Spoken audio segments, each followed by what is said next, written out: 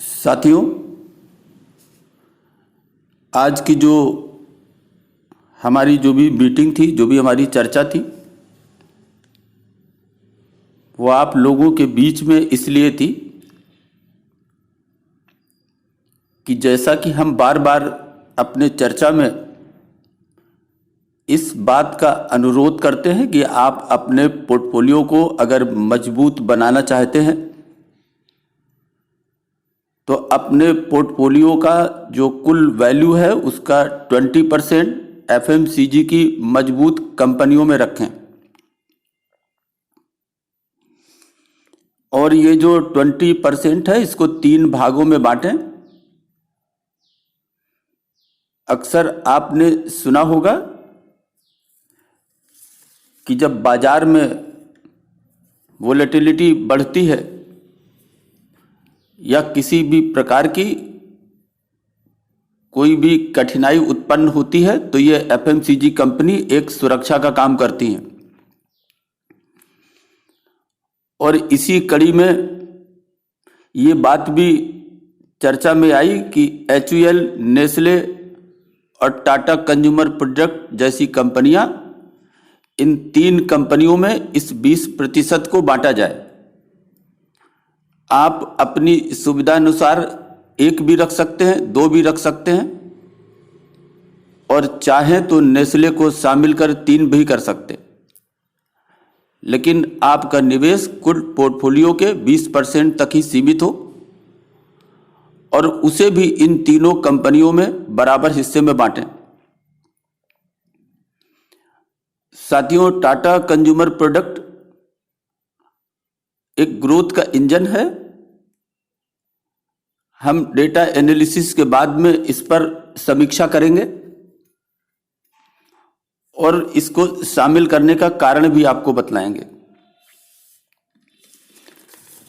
साथियों, प्रथम चरण में अगर हम इनके डेटा को देखते हैं तो आप पाते हैं कि पिछले 5 सालों में जिस टाटा कंज्यूमर प्रोडक्ट कंपनी को आज चर्चा में शामिल किया है, इस कंपनी ने लगभग 499 या कहें कि 5 सालों में निवेशकों की धनराशि को 5 गुना कर दिया है। साथियों, अगर 1 साल की बात करें तो जहां एचयूएल ने एक मामूली सा 1 साल में निगेटिव रिटर्न दिया है,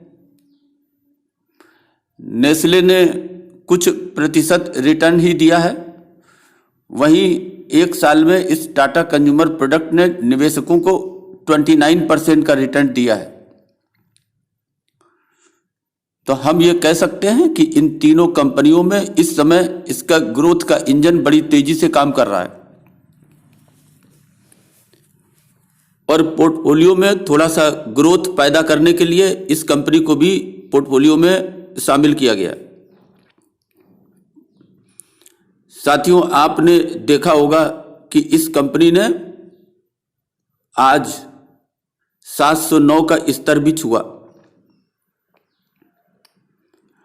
साथियों, ये पिछले 1 साल की अगर हम बात करें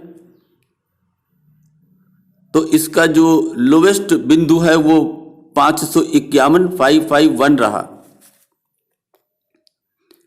और इसका जो हाई है वो 889 तक ये गया। लेकिन अगर हम इसको एनालाइज करें लो के स्तर से तो आज ये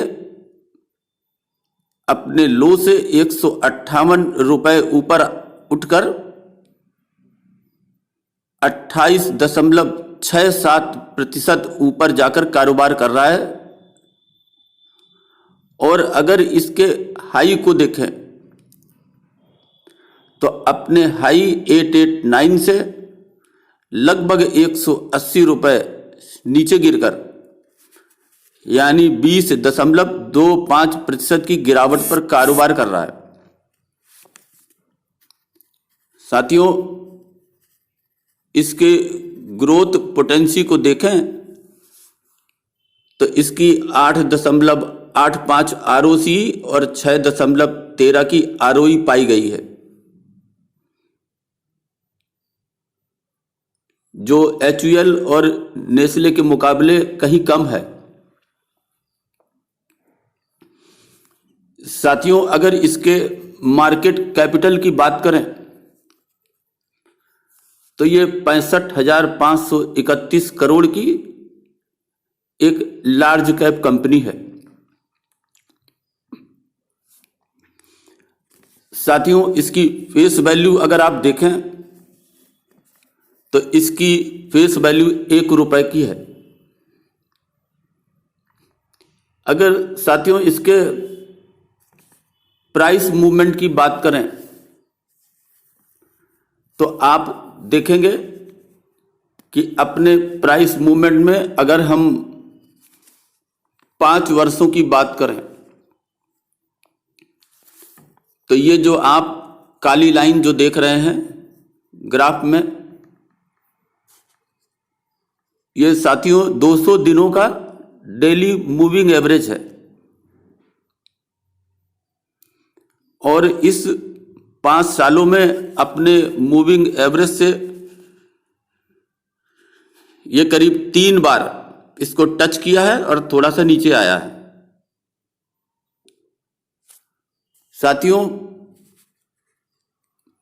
ये पहली बार जनवरी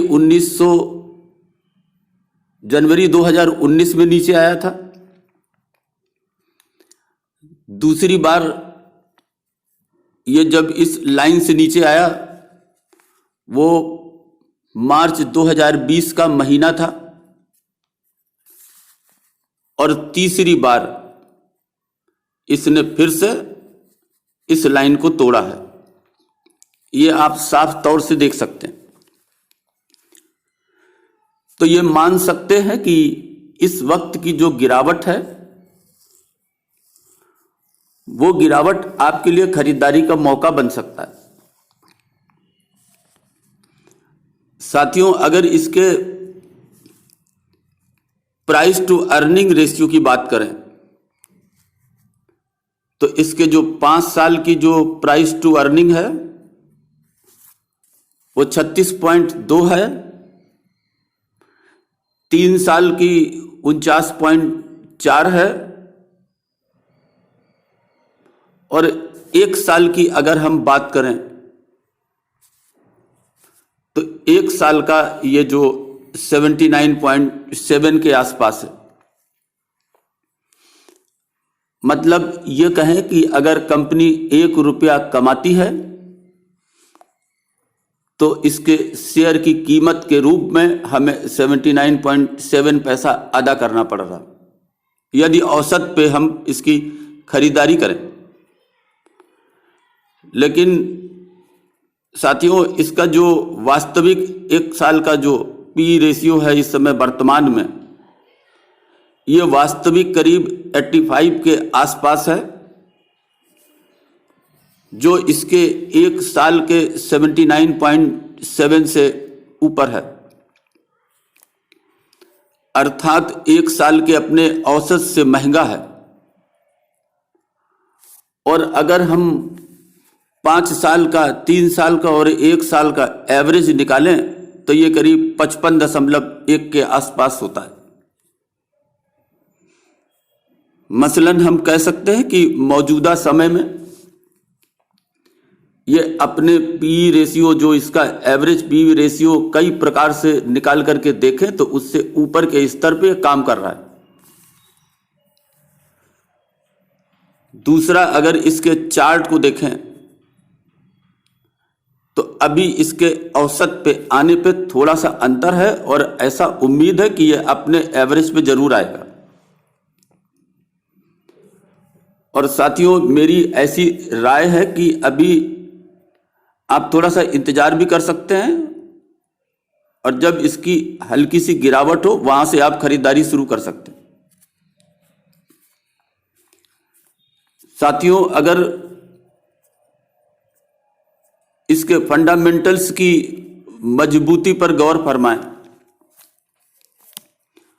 और इसके 5 सालों का आप हिसाब किताब देखें तो इसके जो 5 सालों का हिसाब किताब आखिर प्रॉफिट एंड लॉस अकाउंट से इसकी अगर हम मजबूती देखने का प्रयास करें और हम मार्च 2019 से इसकी गणना करें तो मार्च 2019 में इसकी बिक्री अर्थात सेल्स 7,252 करोड़ की थी, जिसको प्रोजेक्ट किया गया है 12,148 करोड़। और हम ये कह सकते हैं कि ये प्रोजेक्शन की इंक्रीज लगभग 67% के आसपास है। अगर साथियों इसके नेट प्रॉफिट पे ध्यान दें तो ये जो 408 करोड़ की थी, इसका बढ़ते बढ़ते इसका जो प्रोजेक्शन है वो 725 करोड़ का है, अर्थात इस पे 78% की आप इंक्रीज देख सकते। साथियों अगर इसके बैलेंस शीट पे जाएं,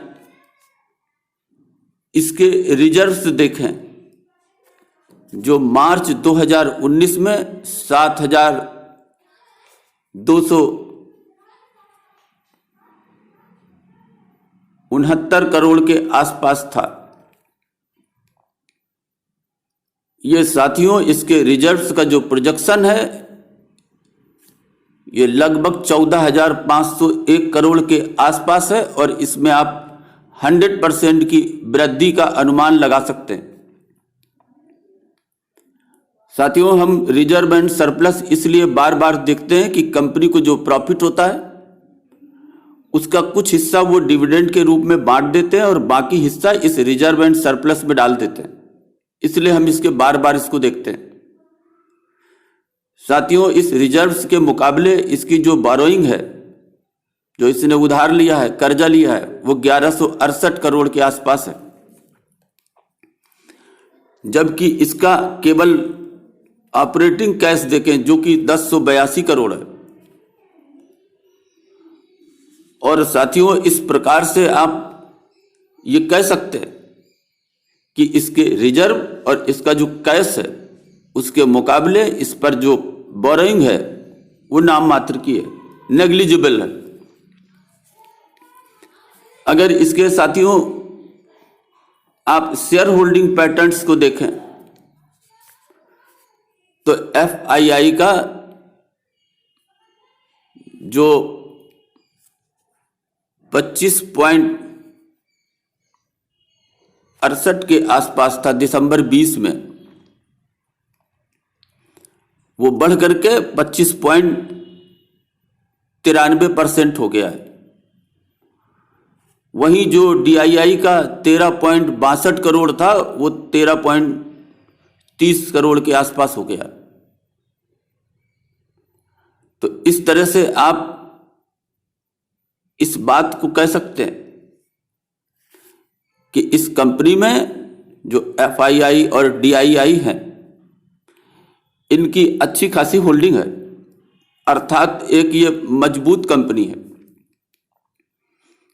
साथियों जहां तक प्रमोटर्स का जो स्टेक है वो 34.71% है, लेकिन इसमें नाम मात्र का 1.2% प्लेज भी है। इसको आप इग्नोर कर सकते हैं, ये नेग्लिजिबल है। साथियों अगर हम चार्ट पे जाकर हम इसकी स्टडी करना चाहें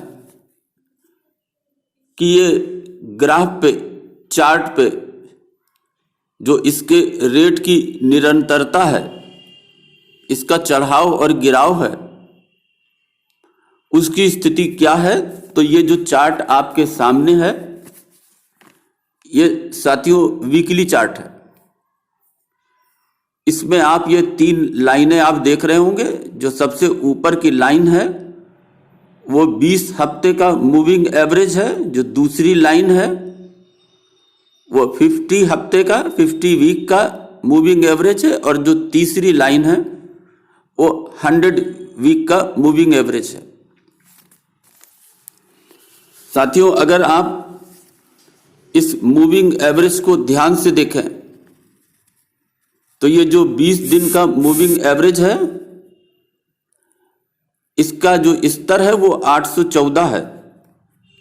इसी प्रकार से 50 पे जो है मूविंग एवरेज वीक का, उसका 709 है, और जो 100 का है उसका लगभग 584 है। साथियों, आज जो ये शेयर है वो अपने 50 वीक का जो मूविंग एवरेज है उससे भी नीचे है। और साथियों, इस प्रकार से आप यहां पर जो आपके पास पैसा है उसमें से एक किस्त आप यहां पर निवेश कर सकते। जहां तक साथियों दूसरी किस्त की बात है, वो आप इस लेवल पर अगर हम कहें कि 650 के आसपास इसमें आप निवेश कर सकते हैं। और जो तीसरी और अंतिम किस्त है उसको आप 600 के आसपास, 600 के आसपास इसमें आप निवेश कर सकते। साथियों, अगर हम इसके आरएसआई की बात करें तो आप इसका आरएसआई देखें। ये 2 साल का वीकली ग्राफ है। ये ऊपर 70 है, मिड में 50 होता है, और नीचे ये जो ग्रीन कलर है ये 30 का है। और साथियों, आरएसआई की लाइन जब 50 से नीचे आती है और 30 की तरफ बढ़ती है तो ये 30 से लेके 50 तक का जो जोन है ये पियर जोन है, और इसमें आप खरीदारी के मौके ढूंढ सकते हैं। साथियों, इस समय ये 50 से नीचे अपने पियर जोन 39.06 के आसपास है। और अगर पिछले 2 साल में देखें कि ये कब कब इस स्तर पे आया है, तो शायद ये पिछले 2 साल में एक बार आया है, और वो भी जब कोविड का समय था, मार्च 2020। और इसके बाद ये दूसरी बार है जब ये 36.8 के आसपास है। इसीलिए साथियों, हमारी राय है कि आप पहली किस्त इसमें लगा सकते हैं, और जैसे मैंने कहा दूसरी किस्त 650 पर और तीसरी अंतिम किस्त आप 600 पर लगा सकते हैं। साथियों, अगर इसके पी रेशियो यानी प्राइस टू अर्निंग रेशियो और प्राइस टू बुक, हमेशा हम सदैव इन दोनों के संयोग से एक प्राइस का लेवल जानने की कोशिश करते हैं कि हमारे लिए खरीद का प्राइस कौन सा होना चाहिए। तो साथियों, अगर आप सेक्टर के पीई की बात करें तो इस समय 45.6 ये सेक्टर का पीई है, लेकिन ये स्टॉक 78.13 की पीई पर ट्रेड कर रहा है। अर्थात आप कह सकते हैं कि जो सेक्टर का पीई है उससे 1.73 टाइम्स रेट पर ये ट्रेड कर रहा है। साथियों, जो सेक्टर के दूसरे जो स्टॉक्स हैं, कंपनियां हैं, उनके मुकाबले जो मजबूत कंपनी होती है वो आप देखेंगे कि सदैव हायर पी पे ट्रेड करता है। लेकिन साथियों, सबसे खास बात इस समय जो है वो ये है कि प्राइस टू बुक, अर्थात हम इसके एसेट्स के वैल्यूएशन के साथ जब इसका वैल्यूएशन और इसकी प्राइस से करते हैं तो जो सेक्टर का जो प्राइस है बुक वैल्यू के अनुसार वो 8.32 के आसपास है। लेकिन साथियों, ये जो शेयर है टाटा कंज्यूमर प्रोडक्ट, ये जो सेक्टर का जो प्राइस टू बुक है उससे आधे पे 0.51 पे 4.28 पर ट्रेड कर रहा है। और जब पी रेशियो और पीबी रेशियो को एक साथ पढ़ने की कोशिश करते हैं तो हम ये समझ सकते हैं कि ये टाटा कंज्यूमर प्रोडक्ट अपने बहुत ही रीजनेबल प्राइस पे इस समय ट्रेड कर रहा है। लेकिन ये भी सच है कि इसके थोड़ा सा और गिरने की अभी संभावना है। ये हो भी सकता है और नहीं भी हो सकता है। यही कारण है कि आप हर गिरावट पर छोटी छोटी 3 और 4 किस्तों में इसमें खरीद करते रहें, क्योंकि साथियों पता नहीं है मार्केट कहां से टर्न लेगा और कहां तक जाएगा। साथियों, अगर हम इस कंपनी के विषय में जानने की कोशिश करें, इसकी विवेचना करें, तो टाटा कंज्यूमर प्रोडक्ट ये कंपनी फूड और बेवरेज की टाटा ग्रुप की एक मजबूत कंपनी है। साथियों, इसका कारोबार केवल भारत में ही नहीं, भारत के बाहर भी है। ये साथियों वर्ल्ड की, दुनिया की जो चाय का कारोबार है, टी का कारोबार है और जो बेवरेज का कारोबार है, उसमें ये दुनिया की सेकंड लार्जेस्ट कंपनी है।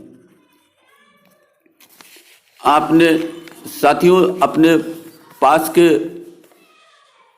दुकान पे आप सामान लेने गए होंगे और आपने टाटा संपन्न के प्रोडक्ट देखे होंगे, उनसे आप परिचित होंगे।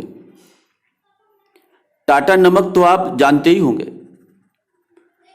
साथियों, ये company Canada, UK, north America, Australia, Europe, middle east के कई देश हैं, अफ्रीका, यहां पर भी इसका अच्छा खासा कारोबार है।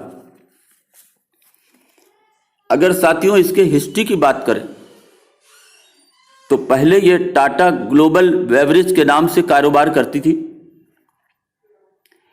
इसमें जो टाटा केमिकल के जो एफएमसीजी के प्रोडक्ट थे, जैसे उदाहरण के रूप में टाटा नमक, इस टाटा कंज्यूमर प्रोडक्ट में मर्ज कर दिया गया।